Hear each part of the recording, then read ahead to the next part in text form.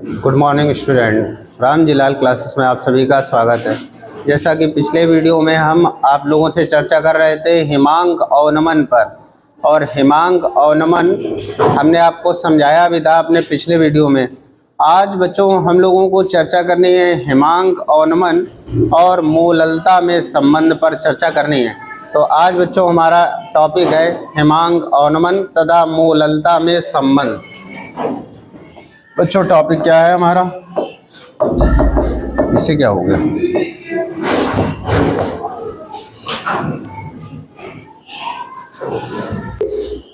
हाँ, तो बच्चों हम लोगों को हिमांक अवनमन और मूललता में संबंध पढ़ना है। तो हिमांक अवनमन तथा मूललता में संबंध बच्चों किस प्रकार से ज्ञात किया जाता है, हम लोग एक उदाहरण लेकर इसको समझते हैं और उसके बाद में हम लोग फिर इसमें संबंध ज्ञात करेंगे। तो देखिए उसके लिए हमें क्या करना पड़ रहा है, जरा ध्यान दीजिए आप लोग, सभी लोग बच्चों ध्यान दीजिए।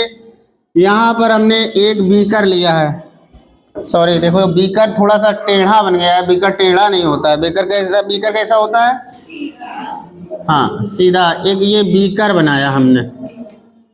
अब क्या करें बच्चों, हमारी आरडी ऐसी है। हाँ तो देखो ये एक बीकर लिया, इस बीकर में हम बच्चों क्या भर रहे हैं, इस बीकर में हम शुद्ध विलायक भर रहे हैं। शुद्ध विलायक का मतलब मान लीजिए हमने इसमें जल भर दिया। क्या भर दिया बच्चों? शुद्ध जल भर दिया। क्या भर दिया बच्चों? इधर ध्यान देना, इसमें हमने शुद्ध जल भर दिया। अब ये हम शुद्ध जल भर रहे हैं इसमें, शुद्ध विलायक। ये बच्चों शुद्ध विलायक है। तो शुद्ध विलायक का कुछ ना कुछ वाष्प दाब होता है। आप सभी को पता है कि जिस प्रकार से गैसों का वाष्प दाब होता है उसी प्रकार से शुद्ध विलायक का भी वाष्प दाब होता है। तो बच्चों इसका कुछ ना कुछ वाष्प दाब होगा और उस वाष्प दाब को हम P0 से डिनोट करते हैं। आप लोगों को बता चुके हैं जब भी शुद्ध विलायक के वाष्प दाब की बात होगी, शुद्ध विलायक का क्वथनांक होगा, शुद्ध विलायक का हिमांक होगा, तो उसके लिए हम नाट लगाना नहीं भूलते हैं। तो यहाँ पर शुद्ध विलायक का वाष्प दाब जो भी होगा उसको हम P0 से डिनोट करते हैं। किससे डिनोट करते हैं बच्चों? P0 से। तो इसमें हमने शुद्ध विलायक लिया है, इसका कुछ ना कुछ वाष्प दाब होगा। सपोज आपको समझाने के लिए हम माने ले रहे हैं, कुछ मान लो इसका वाष्प दाब जो भी मान लो, इसका कुछ ना कुछ वाष्प दाब होगा। जरा समझो, इसका कुछ ना कुछ वाष्प दाब होगा। अब इसके बाद हमें करना क्या है, हमें इस वाष्प दाब को कम करके इसकी ठोस अवस्था के वाष्प दाब की इक्वल करना है। आप बच्चों जानते हो गैसों का जो वाष्प दाब होता है, इनका गैसों का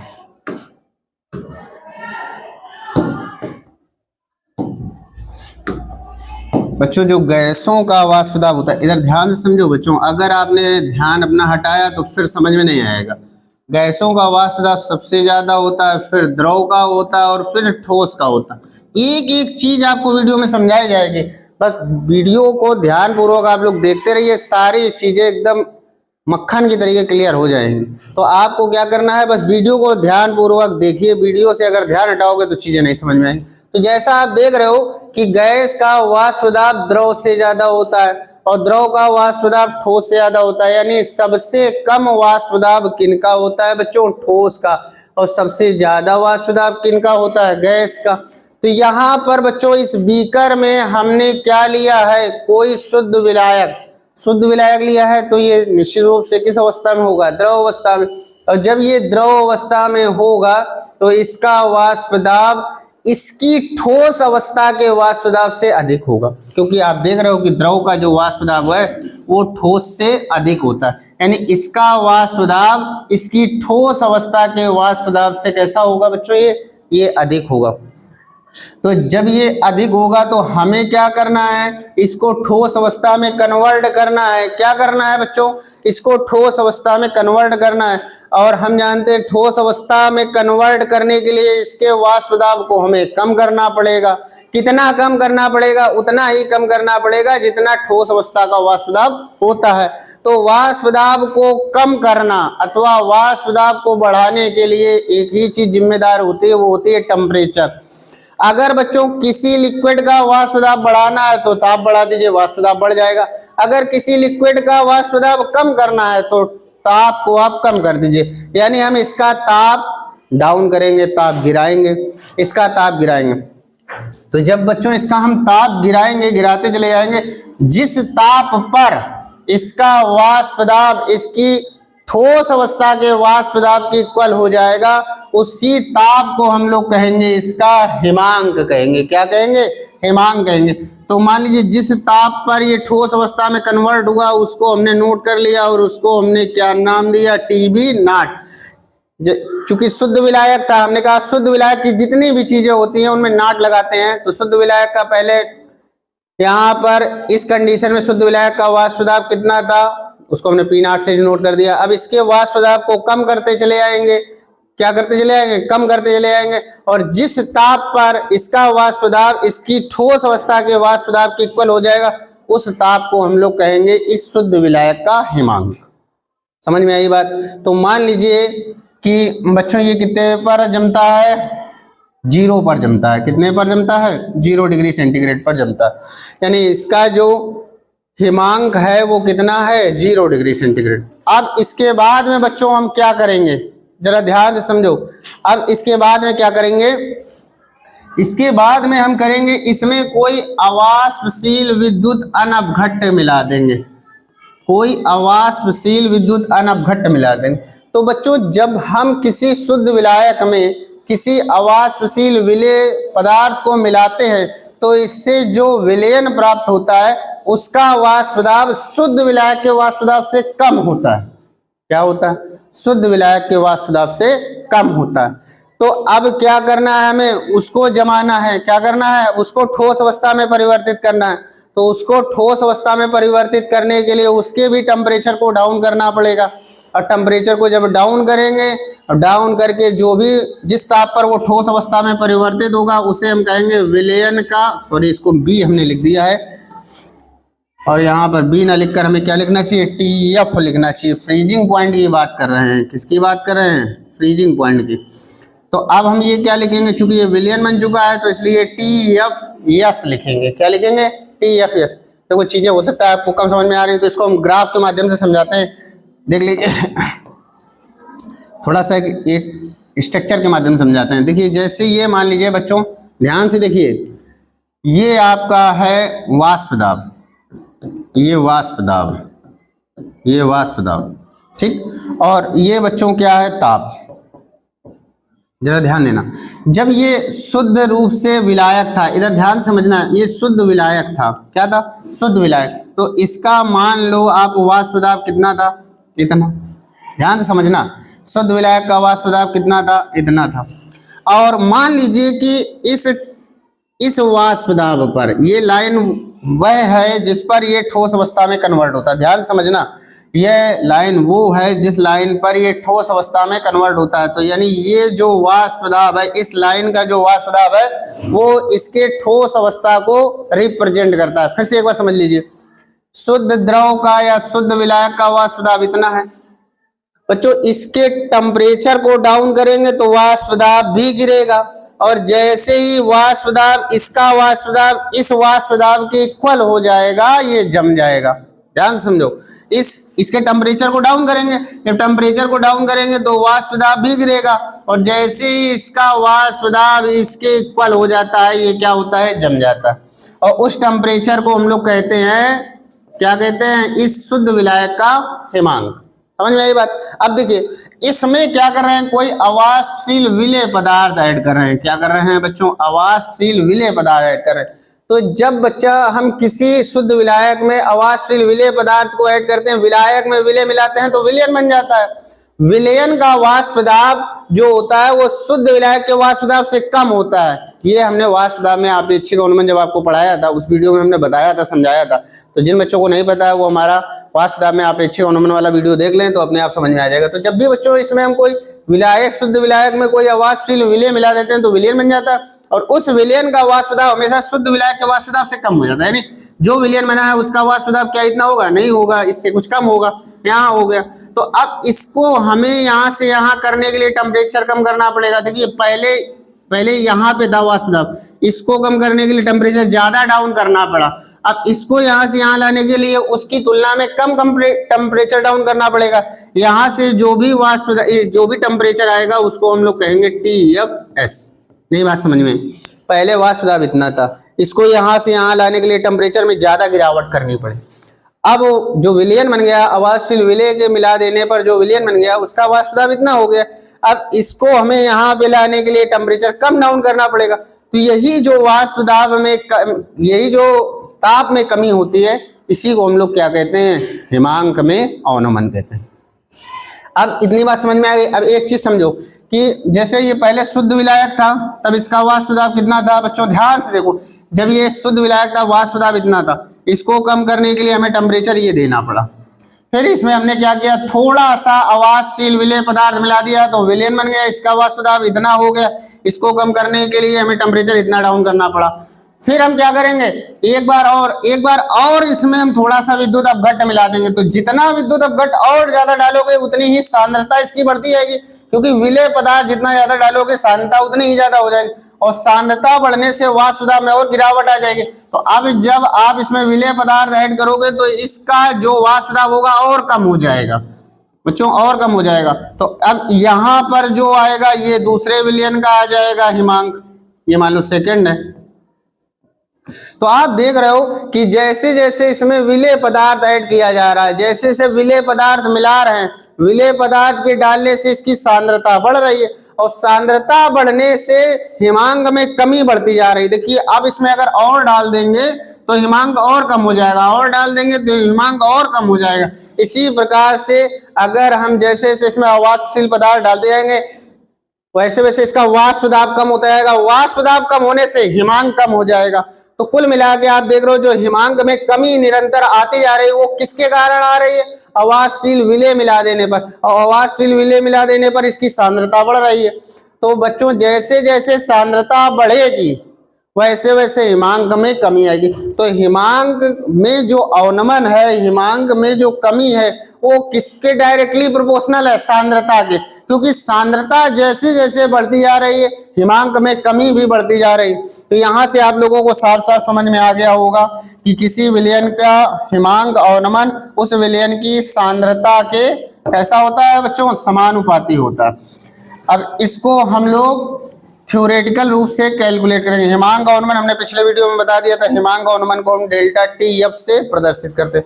तो किसी विलयन के हिमांक में अवनमन, जरा ध्यान समझना, किसी विलयन के हिमांक में अवनमन यानी डेल्टा TF डायरेक्टली प्रोपोर्शनल होता है उस विलयन की सांद्रता के। इसके प्रोपोर्शनल होता है सांद्रता। बच्चों सांद्रता जितनी अधिक हिमांक अवनमन उतना ही अधिक, सांद्रता जितनी कम हिमांक अवनमन उतना ही कम। अच्छा, सांद्रता को व्यक्त करने की बहुत सारी विधियां हैं, आपको पता है। सांद्रता को हम मोलरता के टर्म में भी लिख सकते हैं, मोललता, नार्मलता, मोल प्रभाज, किसी के भी टर्म में लिख सकते हैं। तो यहाँ पर कौन सी सांद्रता की विधि अप्लाई करोगे? नार्मलता, मोलरता, ppm, W/W, W/V, मोललता, मोल प्रभाज, कौन सी यहाँ पर आप सेलेक्ट करोगे? तो बच्चों यहाँ पर टेम्परेचर का खेल है। टेम्परेचर का जहाँ पर खेल होता है वहां पर सांद्रता को व्यक्त करने के लिए हम ताप स्वतंत्र विधियों का प्रयोग करते हैं। और ताप स्वतंत्र विधियां आपकी तीन ही होती हैं, एक W/W, एक मोललता और एक मोल प्रभाज। इन तीन में से ही किसी एक विधि का प्रयोग करोगे। तो यहाँ पर सांद्रता को व्यक्त करने के लिए हमें क्या लेना पड़ेगा? देखो हम संबंध कायम निकाल रहे हैं मोललता में, इसीलिए हम यहाँ से लिखेंगे डेल्टा TF। क्या लिखेंगे बच्चों? डेल्टा TF डायरेक्टली प्रोपोर्शनल मोललता। मोललता को बच्चों में स्मॉल m से डिनोट करते हैं। अब प्रोपोर्शनलिटी का निशान हटाएंगे तो एक कांस्टेंट लग जाएगा, आपको पता होगा। तो TF इज इक्वल टू यहाँ पर कांस्टेंट के तौर पे हम KF इंटू M ले रहे हैं। बच्चों आप सभी जानते होंगे कि मोललता बराबर क्या होता है? सभी लोग जानते होंगे मोललता बराबर होता है स्मॉल w गुणा 1000 upon MWT into capital W। आप सभी जानते होंगे इस चीज को, सॉरी कैपिटल W। तो बस आपको क्या करना है, यहाँ m है वहां पर ये वैल्यू रख देनी है। तो delta TF is equal to KF into small w into 1000 divided by MWT into capital W। थोड़ा सा इसको सही से अच्छे तरीके से लिख लीजिए, क्योंकि किताब में आप देखोगे तो इस प्रकार से लिखा मिलेगा। जो न्यूमेरिक वैल्यू होती है उसको पहले लिख दिया जाएगा 1000 गुणा KF गुणा small w upon MWT into capital W। तो बच्चों उम्मीद करते हैं कि ये आपको हम समझा पाए होंगे। तो देखो बच्चों, इसका स्क्रीनशॉट ले लीजिए, फिर इसके बाद में हम लोग बात करते हैं हिमांक अवनमन के ग्राफ की। तो इसका स्क्रीनशॉट ले लीजिए। हाँ तो बच्चों यहाँ से आप लोग क्या देखोगे, डेल्टा टी एफ।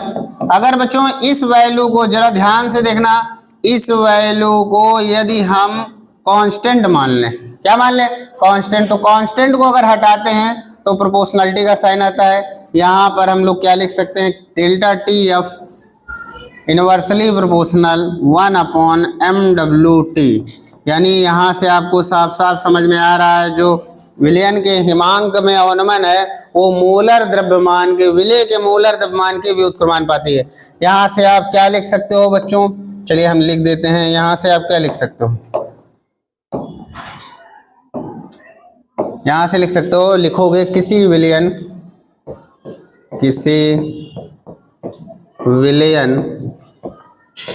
के हिमांक में अवनमन विलेय पदार्थ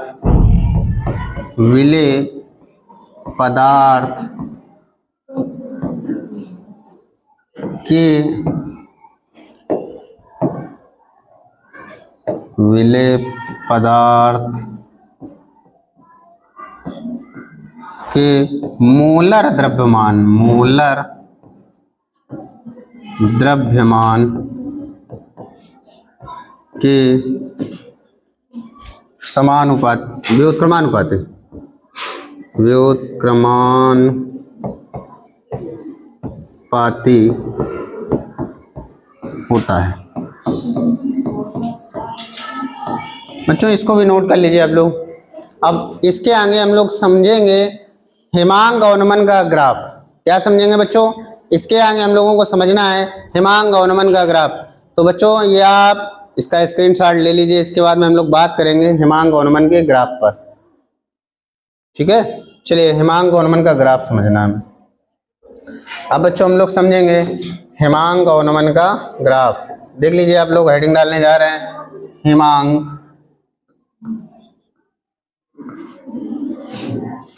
अवनमन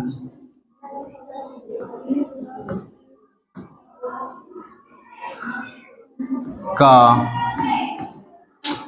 ग्राफ। बच्चों इसको जरा आप ध्यान से देखिए, हिमांक अवनमन के ग्राफ को। ये देखिए बच्चों के, मोस्टली बच्चों के समझ में नहीं आता है, बहुत ज़्यादा हमने देखा है बच्चों को इस ग्राफ को समझने में परेशानी होती है।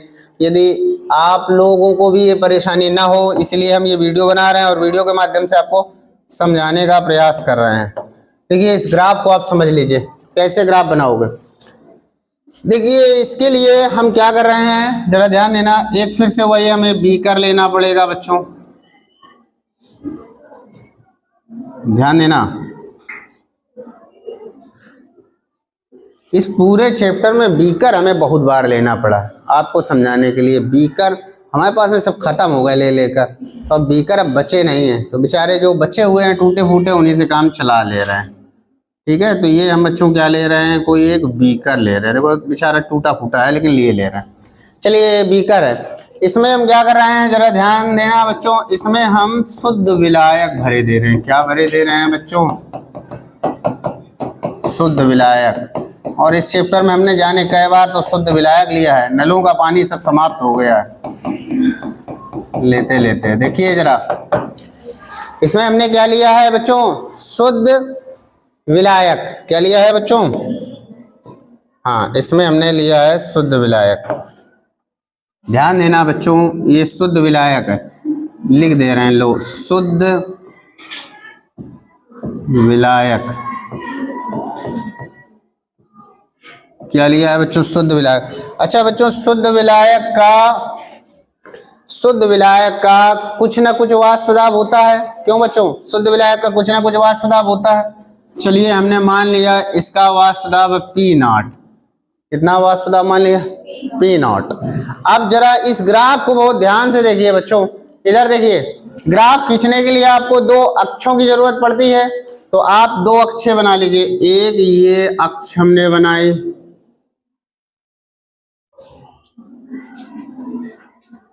वाई अक्ष, गड़बड़ हो गई, पुनः देखिए,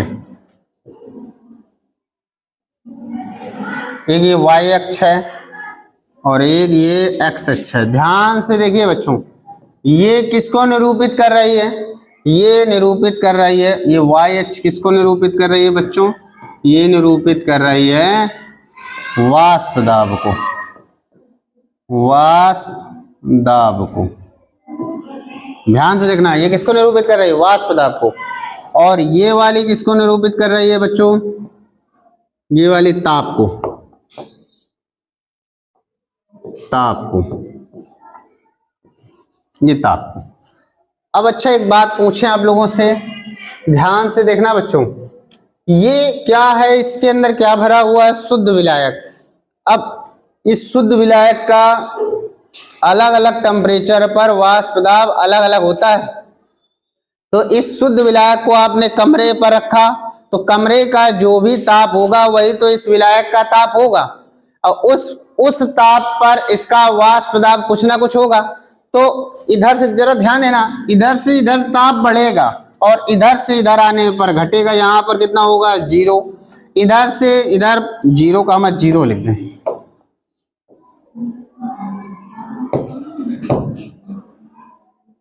ध्यान से देखना बच्चों, 0 का 0।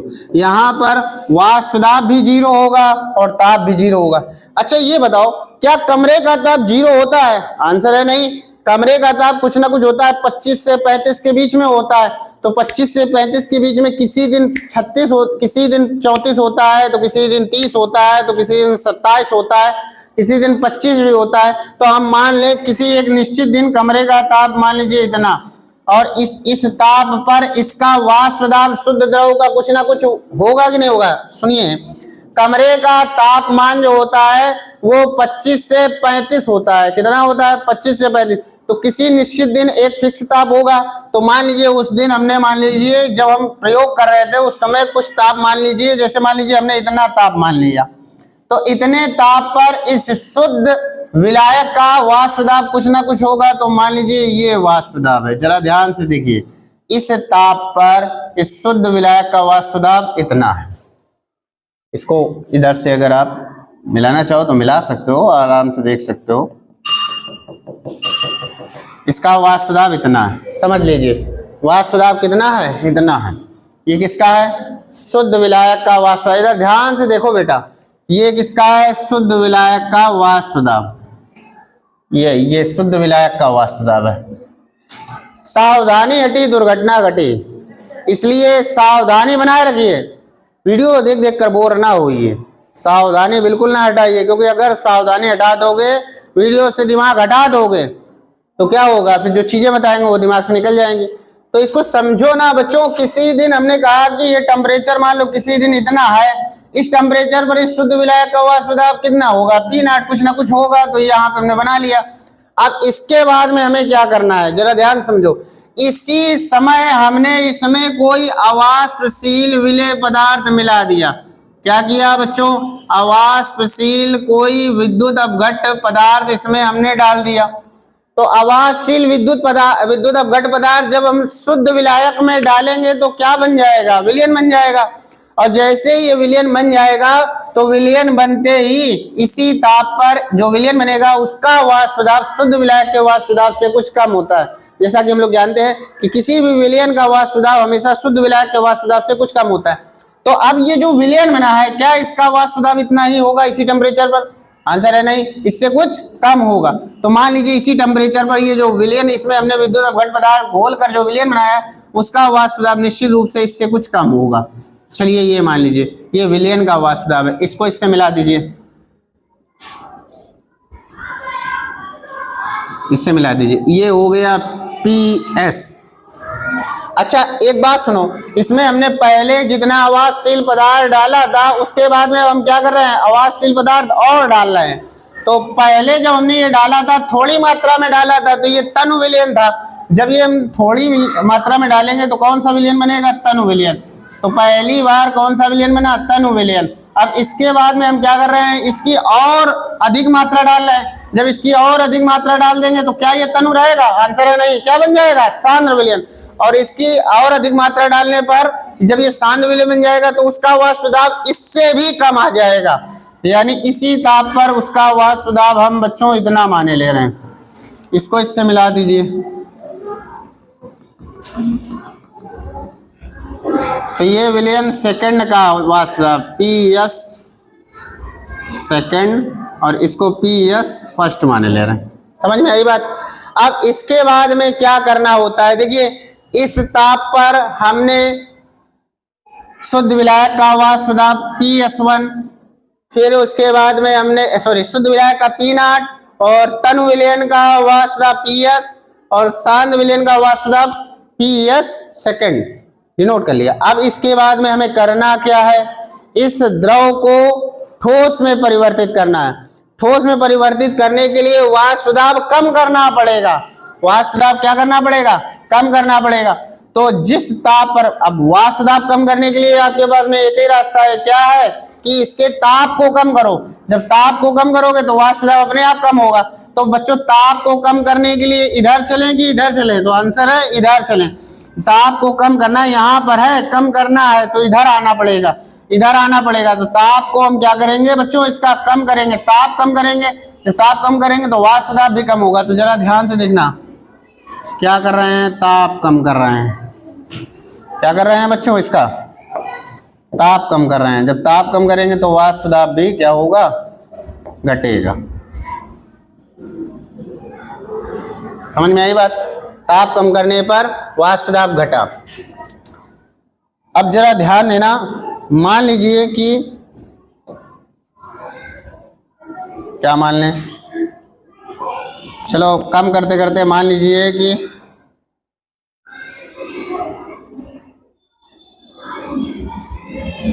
इस ताप पर ये किसमें परिवर्तित हो गया, ठोस अवस्था में। तो ये क्या हो गया इसका, इसको इधर से मिला देंगे, ये क्या हो जाएगा, इसका हिमांक हो जाएगा। क्या हो जाएगा, शुद्ध विलायक का हिमांक। ध्यान से देखो बच्चों, फिर से एक बार समझा रहे हैं। यहाँ से शुद्ध विलायक का हमने क्या किया, ताप को जब कम करेंगे, ताप कम करने पर वाष्प दाब भी कम होगा। तो ताप भी कम कर रहे हैं, वाष्प दाब भी कम कर रहे हैं। तो इस ताप पर ये ठोस अवस्था में परिवर्तित हो गया। किसमें परिवर्तित हो गया, ठोस अवस्था में। तो इसको इसमें हमने नीचे से ऐसे देख लिया कि कितना टेम्परेचर आ गया, जितना टेम्परेचर आ गया उसको नोट कर लिया। ये हो गया शुद्ध विलायक का हिमांक। किसका हो गया। अब इसके बाद में फिर क्या करते हैं, इसके भी टेम्परेचर को डाउन करते करते चले जाते हैं। तो देखिए ये इसने कहां पर लाइन को काटा, यहां पर कट किया, लेकिन ये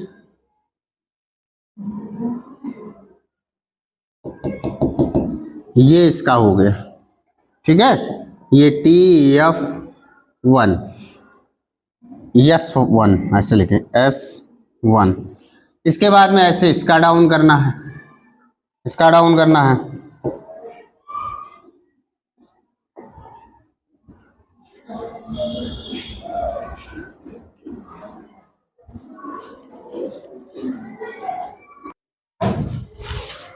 हाँ तो बच्चों हम लोग हिमांक और नमन का ग्राफ समझ रहे थे। हिमांक और नमन के ग्राफ में हम लोगों ने आप कुछ बातें कर ली थी। एक बार पुनः हम आपको समझाते हैं।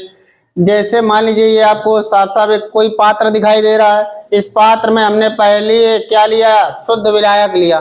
तो शुद्ध विलायक का किसी न किसी ताप पर अगर हम कोई शुद्ध विलायक लेंगे, कमरे में लेकर आएंगे तो उस कमरे का कुछ ना कुछ ताप होगा और उस ताप पर इस शुद्ध विलायक का कुछ ना कुछ वाष्प दाब होगा। तो देखिए हमने मान लीजिए ताप ये लिया, निर्धारित किया, कमरे का ताप ये निर्धारित किया और इस ताप पर शुद्ध विलायक का वाष्प दाब ये है, शुद्ध विलायक का वाष्प दाब ये है। अब इसके बाद में हमें क्या करना है, इस शुद्ध विलायक, हिमांक का मतलब क्या है, इसका हमें ताप कम करना है। ताप यहाँ था, ताप कम करेंगे तो इसका वाष्प दाब भी कम होगा और बच्चों हिमांक किसको कहते हैं कि वह ताप जिस ताप पर कोई द्रव का वाष्प दाब उसकी ठोस अवस्था के वाष्प दाब के इक्वल होता है। तो बच्चों इसका जैसे जैसे ताप हम कम करेंगे, ताप अगर कम करेंगे तो क्या होगा बच्चों, इसका वाष्प दाब भी कम होगा। तो बच्चों इसका ताप कम करते आएंगे, वाष्प दाब भी कम होता जाएगा। इस टेम्परेचर पर, मान लीजिए इस टेम्परेचर पर इसका इस शुद्ध द्रव का जो वाष्प दाब होगा वो इसके ठोस अवस्था के वाष्प दाब के बराबर हो जाएगा। तो इस ताप को हम लोग कहेंगे शुद्ध विलायक का हिमांक कहेंगे। क्या कहेंगे? शुद्ध विलायक का। भैया जिस टेम्परेचर पर कोई द्रव ठोस अवस्था में परिवर्तित हो जाता है वही तो हिमांक होता है। तो बच्चों इसका टेम्परेचर पहले इतना था, अब टेम्परेचर कम करते चले आएंगे। तो जब टेम्परेचर कम करने से होगा क्या, टेम्परेचर कम करने से इसका वाष्प दाब भी कम होगा। तो जैसे जैसे टेम्परेचर कम करेंगे वैसे वैसे वाष्प दाब भी घटेगा। और जैसे ही इस द्रव का वाष्प दाब इसकी ठोस अवस्था के वाष्प दाब के इक्वल हो जाता है, उसी टेम्परेचर को हम लोग इसका हिमांक कहते हैं। तो बच्चों इसका वाष्प दाब यहाँ पर आने पर ठोस अवस्था के वाष्प दाब के इक्वल हो गया, तो उसी को हमने क्या कहा, हिमांक।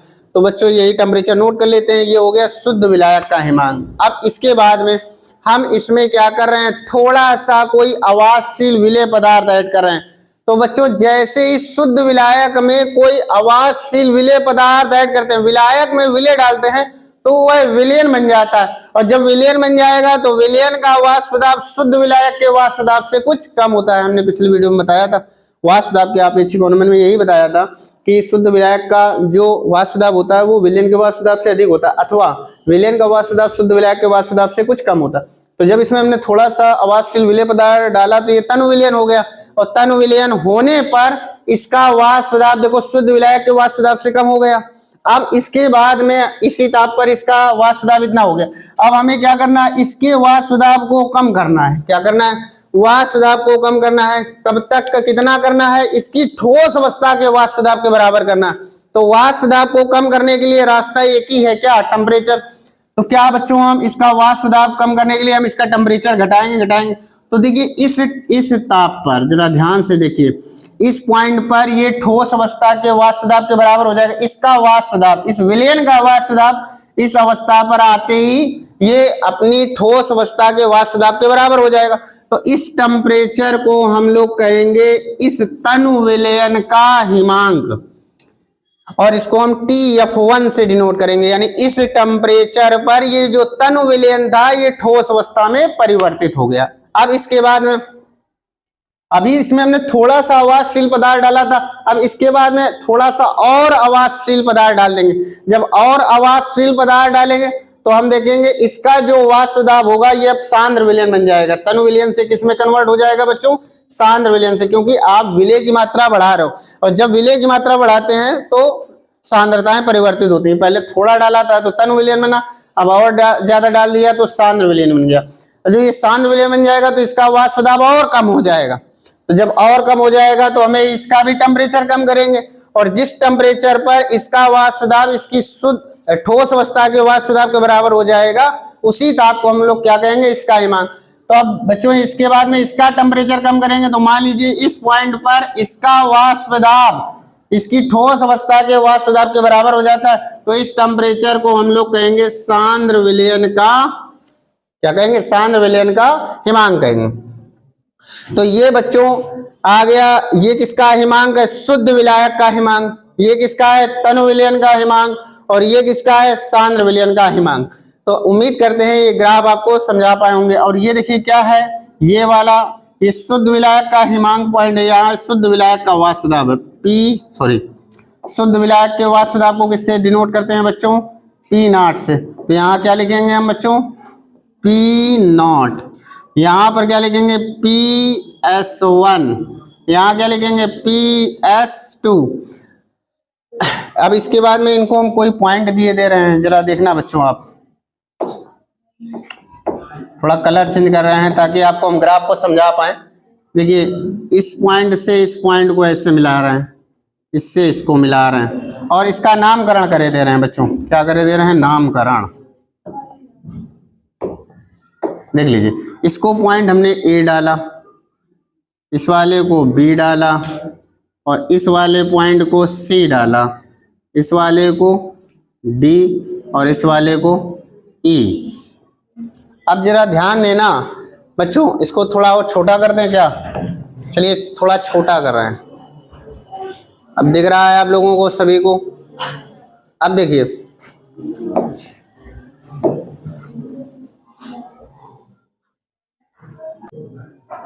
हाँ तो बच्चों यहाँ पर आप लोगों को साथ साथ देख लीजिए, दो त्रिभुज दिखाई दे रहे होंगे, ध्यान से देखना। एक त्रिभुज बच्चों ये ए बी सी, ये दिखाई दे रहा है त्रिभुज, कौन सा लिखे दे रहे हैं? त्रिभुज ए बी सी। और एक त्रिभुज ये दिखाई दे रहा होगा ए डी ई, दिखाई दे रहा है ए डी ई, एक ये त्रिभुज दिखाई दे रहा है, त्रिभुज ए डी ई। अब आप लोग मैथमेटिक्स के स्टूडेंट हो, मैथमेटिक्स में ये आप लोगों को बताया जाता है, जैसे एक त्रिभुजीय और दूसरा त्रिभुजीय, ये दोनों त्रिभुज कैसे हैं? हाँ तो यहाँ पर बच्चों ये दोनों त्रिभुज कैसे हैं? समरूप हैं, ठीक है। तो समरूप त्रिभुज की प्रॉपर्टी क्या होती है बच्चों? इसका इस वाले त्रिभुज का लंब ए बी सी वाले का लंब और ए डी ई वाले का लंब ए बी सी का लंब बटे ए डी ई का लंब, यानी इसका लंब क्या है बच्चों? क्या है? ए सी। ध्यान देना, ए सी बटे ए ई, ए सी बटे ए ई बराबर इसका आधार क्या है आपका बच्चों? बी सी बटे इसका आधार क्या है बच्चों? D E. ध्यान से देखिए बच्चों, तो आपको निकालना है क्या? आपको निकालना है ए सी। ए सी कितना होगा बच्चों? ये देखो, ये वाले इधर ध्यान से समझना बच्चों, दूसरे कलर से हम करे दे रहे हैं ताकि आपको समझ में आ जाए।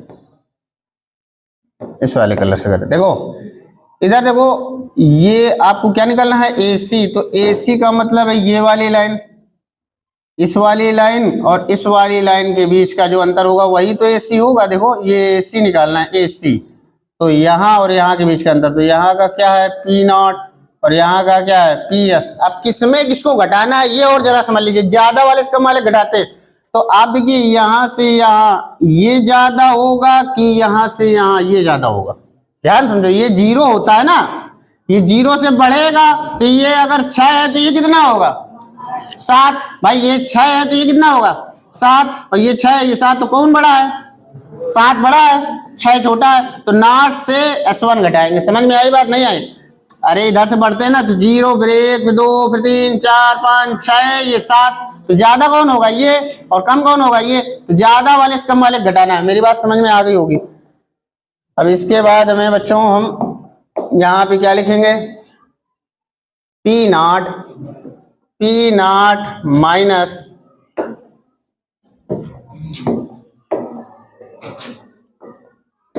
ए सी के स्थान पर क्या लिखेंगे बच्चों? पी नॉट, ए सी के स्थान पर क्या लिखेंगे? P not minus P S 1। अब जरा देखो ए ई के स्थान पर कितना आएगा? ए ई देखो बच्चों क्या है? यहां से यहां तक, यही तो है। तो अब ये बताओ, यहां से यहां का मतलब इनके बीच का डिफरेंस, इनके बीच का डिफरेंस ज्यादा वाले इसका मालिक ज्यादा कौन है? P not. कम कौन है? P S second. तो यहां से हम लिखेंगे P not minus P S second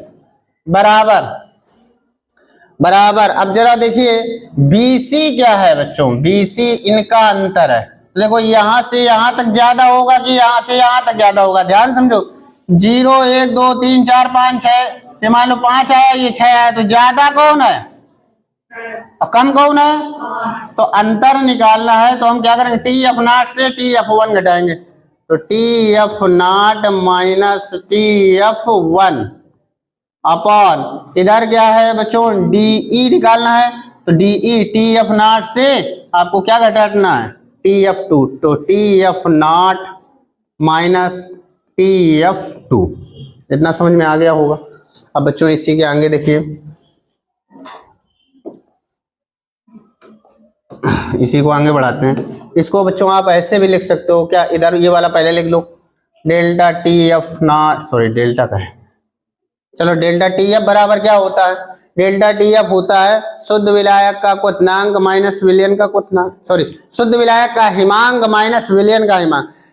शुद्ध विलायक का हिमांक और विलयन के हिमांक के जो अंतर होता है वही तो होता है आपका क्या, डेल्टा टी एफ। तो यहाँ पर आप डेल्टा टी एफ लिख सकते हो। डेल्टा टी एफ किसके, एक लाइन और बढ़ा दें तब ये लिखें बच्चों, एक लाइन बढ़ा दे रहे हैं फिर आपको समझा पाएंगे। तो इसको हम पहले ले रहे हैं T F not minus T F one, ध्यान समझना, upon T F not minus T F two is equal to बच्चों क्या लिखा है, P not minus P S one divided by P not minus P S two. बच्चों mathematics में आप लोग फार्मूला आप पढ़ते होंगे, फार्मूला क्या, मैथमेटिक्स की प्रॉपर्टी है। जैसे ये लिखा है 5/3, कितना लिखा है 5/3। अब अगर हम इसमें भी 2 से भाग दे दें, इसमें भी 2 से भाग दे दें तो क्या कोई फर्क पड़ेगा, ये कैंसिल हो जाएंगे, नहीं बात समझे। एक और देखिए, जैसे लिखा है 5/6, अब यहाँ पर हमने 11 से भाग दिया, यहाँ पे 11 से भाग दिया तो कोई फर्क पड़ा। तो ऐसे ही यहाँ भी हम क्या करें, अगर यहाँ भी हम पी नॉट से डिवाइड कर दें और यहाँ भी पी नॉट से डिवाइड कर दें तो कोई फर्क पड़ेगा, लेकिन अब इस व्यंजक में फर्क पड़ेगा। कैसे फर्क पड़ेगा आओ चलो देखते हैं। देखिए ये हमने क्या बताया, ये है शुद्ध विलायक का हिमांक और ये किसका है, विलयन का। शुद्ध विलायक का हिमांक और विलयन के हिमांक के अंतर को हम लोग क्या कहते हैं, हिमांक अवनमन। तो यहां पर क्या आएगा, डेल्टा टी एफ, क्या आएगा, डेल्टा टी एफ। हिमांक अवनमन को हम लोग डेल्टा टी एफ से प्रदर्शित करते हैं। ऐसे नीचे देख लीजिए, नीचे भी यही आएगा, शुद्ध विलायक का वाष्प दाब और दूसरे सांद्र विलयन के हिमांक में जो कमी है उसको हम लोग डेल्टा टी एफ से डिनोट करेंगे। ध्यान समझो, शुद्ध विलायक का हिमांक और विलयन के हिमांक में जो अंतर होता है उसी को तो हिमांक अवनमन कहते हैं। तो यहाँ शुद्ध विलायक का हिमांक और विलयन का हिमांक का अंतर है, इसलिए डेल्टा टी एफ लिखा। ऐसे नीचे भी लिख सकते हैं डेल्टा, देखो यहाँ पे क्या, शुद्ध विलायक का हिमांक और विलयन का हिमांक, तो इनके अंतर को हम लोग डेल्टा टी एफ लिख सकते हैं। अच्छा ये किसके, ये इसके इक्वल है, ये इसके इक्वल, तो इसको हटाकर हम डायरेक्टली समानुपाती लगा देंगे और लिख सकते हैं P not minus P S upon P not. अच्छा बच्चों राउल्ट ने क्या बताया था, राउल्ट ने बताया था किसी विलयन के वाष्प दाब में आपेक्षिक अवनमन विलेय पदार्थ के मोल प्रभाज के, यानी ये किसके डायरेक्टली प्रोपोर्शनल आ जाएगा, विलेय पदार्थ के मोल प्रभाज के बराबर होता है। यानी यहां से साफ साफ निकल के आ रहा है डेल्टा टी एफ मोल प्रभाज के समानुपाती है। अगर ये मोल प्रभाज के समानुपाती है तो इसका मतलब है कि ये मोललता के भी समानुपाती होगा, क्योंकि सांद्रता व्यक्त करने के लिए चाहे हम मोल प्रभाज लें और चाहे मोललता लें, चाहे मोलरता लें, चाहे नॉर्मलता लें, सारी विधियां सांद्रता को ही डिनोट करती हैं। तो यहां से डेल्टा टी एफ किसके डायरेक्टली प्रोपोर्शनल आया, विलेय के मोल प्रभाज के, यानी जो डेल्टा टी एफ है ये मोललता के भी डायरेक्टली प्रोपोर्शनल होगा। तो आप यहां से लिख सकते हो, आगे अगर लिखना चाहो तो लिख सकते हो क्या, delta T F directly proportional. Mole प्रभाज की जब आपने निकाल ही लिया है तो इसका मतलब मोललता के भी होगा, और प्रोपोर्शनलिटी का अगर साइन हटाते हैं तो क्या आ जाता है बच्चों, एक कांस्टेंट आ जाता है। तो यहां से आप लिख सकते हो delta T F is equal to K F constant आ गया इनटू एम।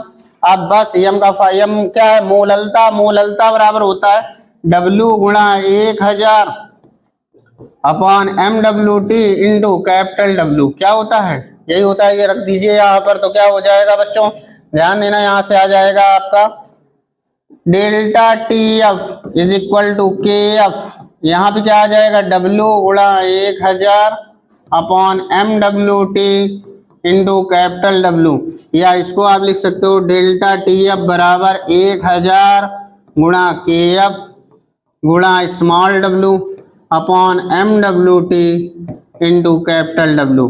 यही है आपके हिमांक अवनमन का फार्मूला।